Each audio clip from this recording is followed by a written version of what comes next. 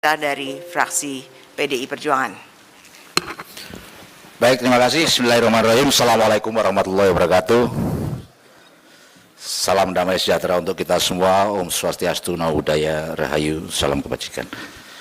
Yang terhormat pimpinan beserta segenap anggota Komisi 4 DPR RI yang saya hormati, Pak Menteri beserta segenap jajaran.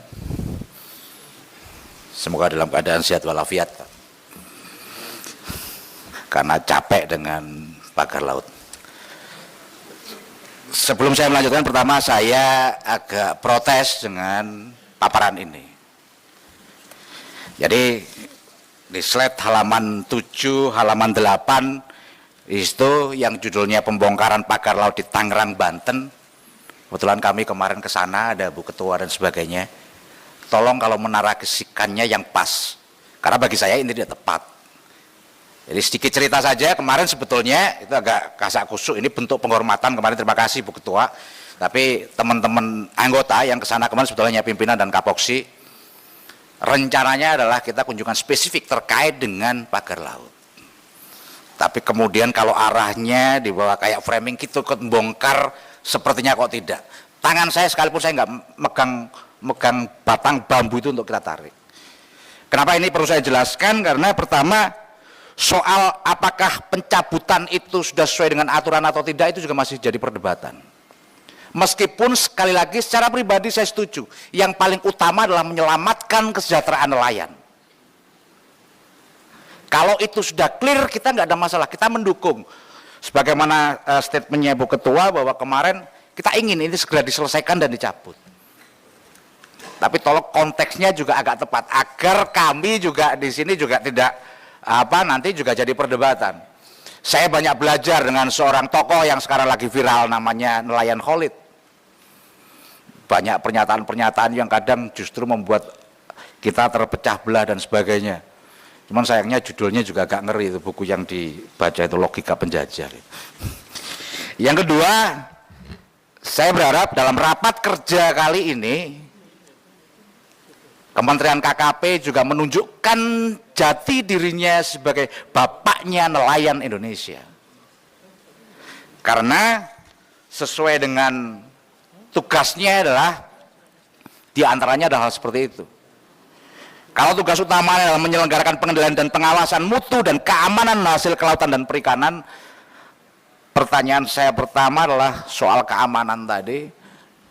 Bagaimana kita bisa teledor jarak sampai 30 km dan hari ini kita temukan tidak hanya di satu titik saja, ternyata di Tangerang begitu viral karena itu di depan mata kita, dekat dengan Jakarta. Tapi ternyata kemudian di Pari, kemudian kemarin saya terima di Sidoarjo dan sebagainya, akan banyak bermunculan soal itu.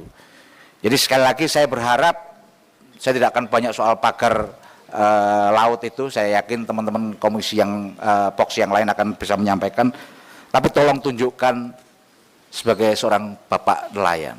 Saya tidak cukup banyak melihat pernyataannya seperti itu. Berikutnya lagi, kalau tadi salah satu solusinya adalah soal anggaran dan soal undang-undang, tapi jauh lebih penting dari itu sebetulnya bagaimana koordinasinya.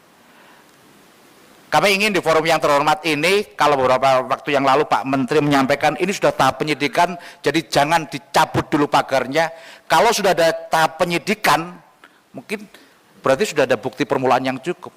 Sudah ada yang patut diduga siapa yang memasang bambu itu. Kita nggak perlu, kalau di medsos saja bisa tahu gitu. Kalau dulu Pak Menteri di forum ini mengutip satu ayat gitu kan, kira-kira gitu. Apa kemarin lupa saya ayatnya itu. Tapi saya juga sampaikan, Pak, kulihak walakau namuron, Pak. Sampaikan kebenaran itu walau pahit. Nggak usah takut siapa yang masang itu. Di belakang Bapak ribuan nelayan Indonesia siap membackup.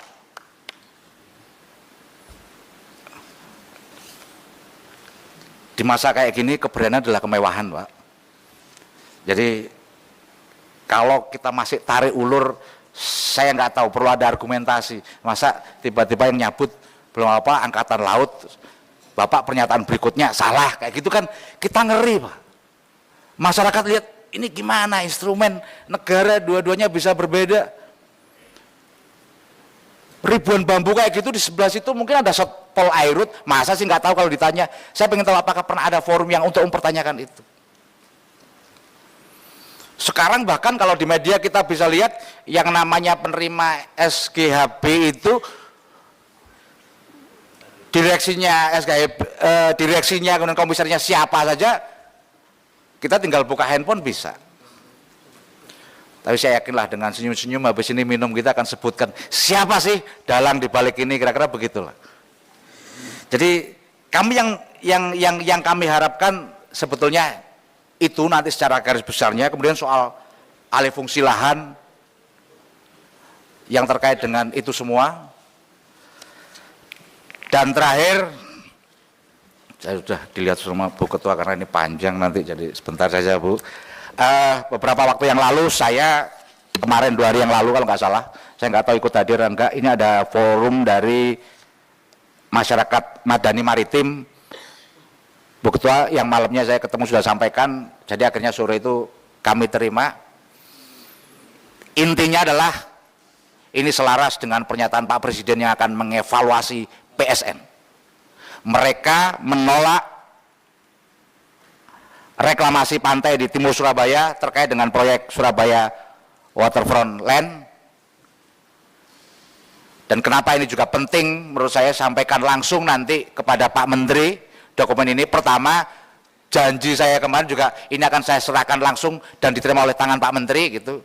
Yang kedua, ini kalau diteruskan Pak, ribuan anak-anak Bapak sebagai nelayan di sana akan kehilangan mata pekerjaan, termasuk soal dampak lingkungannya. Oleh karena itu setelah ini saya selesai, izin Bu saya serahkan secara langsung biar saya tidak berdosa karena sudah berjanji. Kurang lebihnya mohon maaf. Assalamualaikum warahmatullahi wabarakatuh.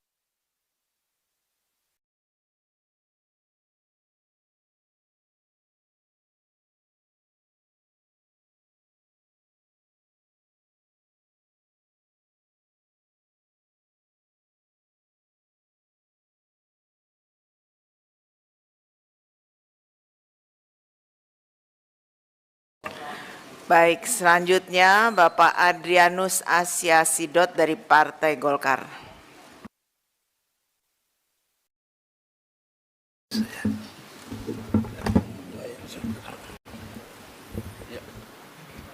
Baik, terima kasih Bu Ketua.